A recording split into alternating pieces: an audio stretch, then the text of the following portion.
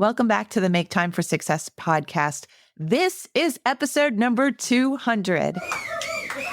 I'm so excited for this particular episode, which is part 2 of the Kickstart Your Progress series of 2. And in this 2-part series on the show, I describe lots of different mini techniques that have helped me to become a speedier person, a speedier worker, a speedier thinker. And I thought I would share a lot of these tips with you. Today, we're going to do tips number 7 through 12. Let's get right down to it together now.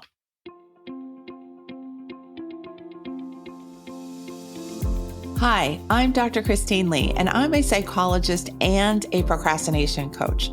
I've helped thousands of people move past procrastination and overwhelm so they could begin working to their potential.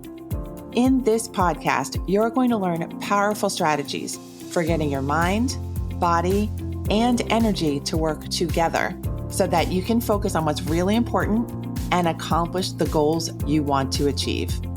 When you start living within your full power, you're going to see how being productive can be easy and how you can create success on demand. Welcome to the Make Time for Success podcast. Hi there, and I'm so excited to be in episode number 200.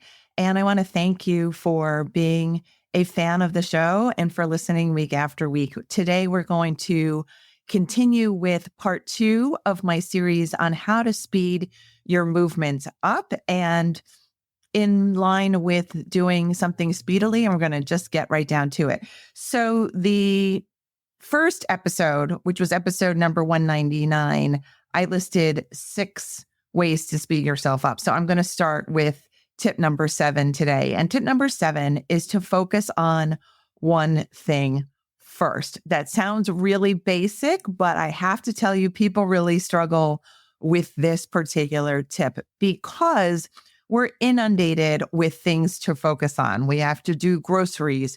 We have to plan the week. We have to take care of this person, that person, and then that person's friend. There's so much on our minds that it can feel difficult to just hone in on one thing. And I want to stop you right here and have you use your intuition right now and come up with the thing that really is the thing that should be first, the thing that you need to laser focus in on so that you can actually get it done, so that you can actually move the needle with that particular task, so that you can eventually get it out of your life.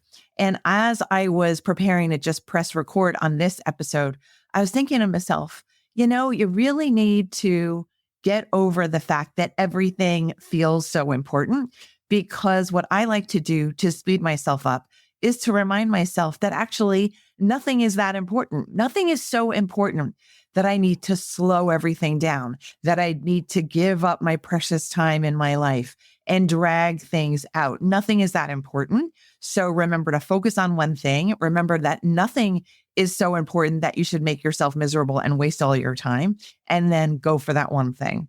The 8th tip that I have for you is to figure out what is your carrot. And by carrot, I mean carrot like your motivating factor. What is the thing that you're looking forward to feeling?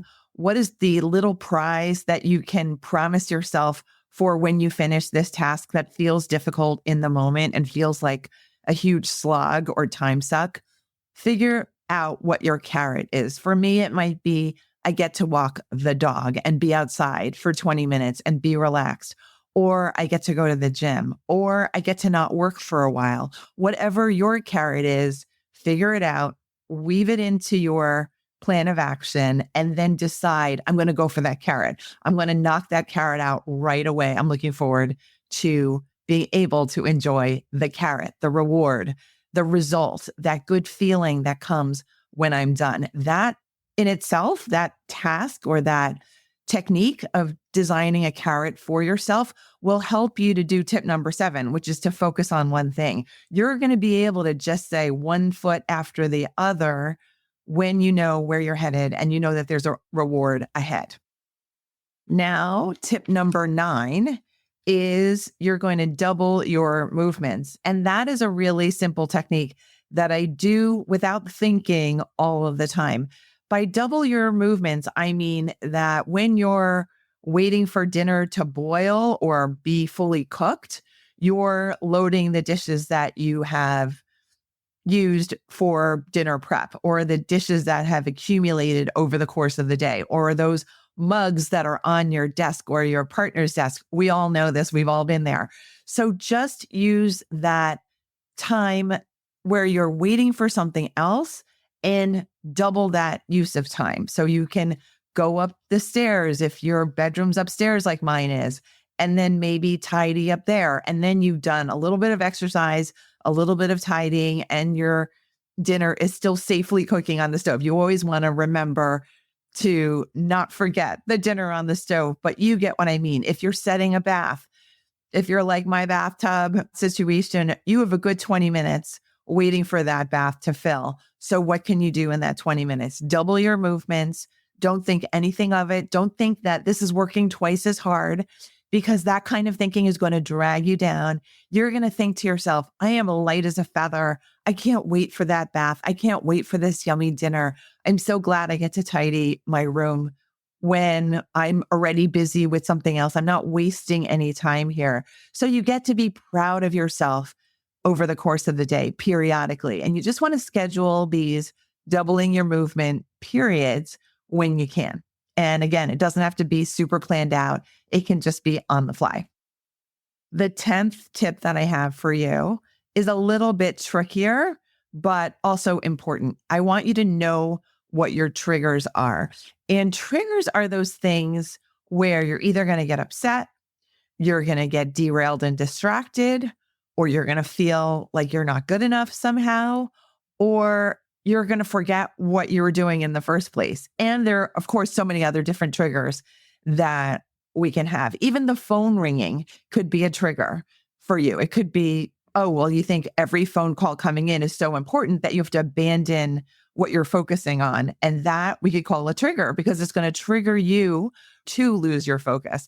And so I want you to figure out, what are your triggers, and be kind with yourself when you're listing your triggers, but also make an Uber plan. An Uber plan, I'm just making up that term right now, is a plan where you're going to bypass all your triggers. Instead of getting distracted by the incoming phone call, you're going to let the phone take care of it. You're going to let the person leave a message, and you're going to jot down on your pad of paper, listen to messages after I'm done with this task. You're going to keep your vibe really high. If you're working on a difficult writing assignment, you're not going to let yourself get tanked by thoughts that people aren't going to like what you're writing, or that you're never going to finish, or that your writing is not going to be acceptable to other people that you submit it to. Those are very triggering thoughts. You want to say to yourself, the past me was really trying to get me to do a better piece of writing, but the current me knows that I want to get through this writing really quickly and still do high quality work. And so I'm going to separate with the past me and that behavior of tearing myself apart when I'm writing. I'm no longer going to engage in that triggering activity. That way, my nervous system stays regulated, I stay focused, and I go for my one thing, which is writing a cohesive, coherent, brilliant piece of work. I'm so excited to be able to focus, get this done, and submit it for the world to see. You can see that even just describing this fictional scenario, you're going to feel so much better doing your writing work when you are taking care of your triggers, when you're not allowing yourself to be taken down by your own errant, distracting thoughts. We want those to stay aside for this time, and we want you to go more quickly. Tip number 11 is we want to change the perspective you have on your task to be positive, because when we don't do that, the task tends to remain in a stuck, unfinished, undone, uncared for position. And we don't want that. We want everything to actually be relatively neutral. So if you don't see yourself as being someone who's positive Polly Pocket like I am most of the time, that's okay. all you need to do is decide, you know what? That's my next task. You're going to keep yourself in a neutral frame of mind. You're not going to say to yourself, oh, this is even harder than the last time. Oh, this is so boring and draining and so annoying. You are not going to say that negative stuff, even if the task is terrible, even if the task is the worst thing you've ever dealt with. You're going to keep yourself balanced. You're going to keep your language neutral or positive or better than positive, and you're going to have more fun with this task. It's the way through. It's the way to get your energy to cooperate with your mind, to cooperate with your action strategies. You're going to get everything that's inside of you to cooperate, to be aligned so that you're not fighting yourself from within, right? When we fight with ourselves, we think, oh, I want to do that. And then I also don't want to do that. And then you have a conflict. And guess what? When you have a conflict inside of yourself, you are not focusing on the thing in front of you. You're not focusing on your work. And don't get me wrong, this doesn't mean I need you to focus on your work all the time. But if you know how and when to focus in this aligned, strategic, really streamlined kind of way where you're not fighting yourself from the inside, you're going to have a lot more time to play with in the end and enjoy yourself and good work accomplished too. So remember to change your perspective from negative to positive about what the task is for you. Just keep it positive. Be grateful for the fact that you even have this task and then go. The very last tip that I have for you, tip number 12, is to use time as your friend and not an enemy. This makes me want to cry. I don't know why, but time is just there. Time is really essentially your life ticking by. And that may sound really scary or doom and gloom to some of you, but I don't mean it that way. I mean to tell you that time is kind of like the container for your life. So if you're always thinking that time and you are in a battle till the end, till somebody dies, don't think like that, because you don't have to die. You just have to accept that time is ticking, that your life is going. But I want you to just kind of connect with time instead of thinking you're separate from time. In some ways, the shortcut to doing that is to think, I don't actually have to think about time at all. Time is always going to be there for me. Time is always there ticking. Time is always there to be read. Time is always there supporting me. But what I need to pay attention to is, how am I using my time? Am I using it well, or am I wasting it? Am I using my time well, or am I not paying attention to it at all? And then letting hours and days go by without much being done or being enjoyed. Am I just being mindful about me? And I think that is the real tip for being speedy, for being productive, for being joyful, for getting all the results and the rewards. It's knowing what you're doing and having the confidence and the belief in yourself to get all of these elements, your energy, your mindset, how you're perceiving the task, what the carrot is, how you're using your time and how you're relating to it. When you bring all that together into one calm little basket for yourself and you say, you know what, we're picking this thing next to do, you get to go as fast as possible for you.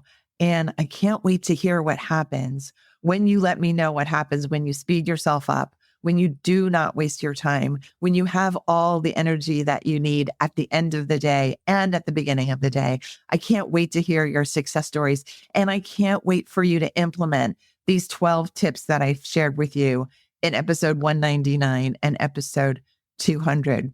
In episode 199, I shared a free download of a summary of that episode, and that was Make Time for Success podcast.com/speed. Again, Make Time for Success podcast.com/speed. I'm going to do the same thing for this episode number 200.